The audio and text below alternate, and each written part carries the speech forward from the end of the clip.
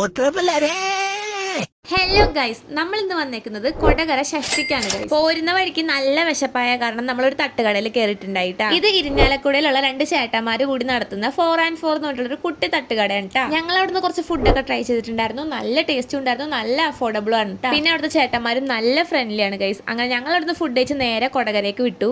അവിടെ എത്തി ഞങ്ങൾ കുറച്ചു നേരം നടന്നപ്പോഴാണ് ഇപ്പോഴത്തെ ട്രെൻഡിങ് ആയിട്ടുള്ള ബൺമസ്ക കണ്ടത്. ബൺമസ്ക ഇതുവരെ കഴിക്കാത്ത കാരണം ഞങ്ങൾ ഒരെണ്ണം വാങ്ങി ട്രൈ ചെയ്തിട്ടുണ്ടായിരുന്നു ട്ടാ. ഇറാനി ചായ എന്ന് വിചാരിച്ചിട്ടാണ് ഞങ്ങൾ ചായ വാങ്ങിയത്, പക്ഷെ അത് സാധാ ചായ ആയിരുന്നു ഗൈസ്. സത്യം പറയാലോ, ഞങ്ങൾക്ക് ഈ ബൺമസ്ക ഇഷ്ടമായില്ല. എവിടെയോ എന്തോ ഒരു തകരാറുള്ള പോലെ. പിന്നെ ഓരോ ദേശക്കാരുടെ വരവായിരുന്നു കേട്ടോ. നല്ല അടിപൊളി പരിപാടിയായിരുന്നു. ഞങ്ങൾ കഴിഞ്ഞ കൊല്ലം വന്നിട്ടുണ്ടായിരുന്നു കേട്ടോ. അങ്ങനെ പരിപാടിയൊക്കെ കണ്ടുവന്നപ്പോഴാണ് നല്ല അടിപൊളി അടി അവിടെ ഉണ്ടായത്. പിന്നെ പോലീസ് വന്നു, ലാത്തി ചാർജ് ആയി, ഞങ്ങൾ അവിടെ നിന്ന് പോന്നു. അടുത്ത വരവ് വന്നപ്പോൾ ഞങ്ങൾ അവരുടെ കൂടെ കയറിപ്പോയി. അവിടെ നല്ല അടിപൊളി പരിപാടിയായിരുന്നു കേട്ടോ.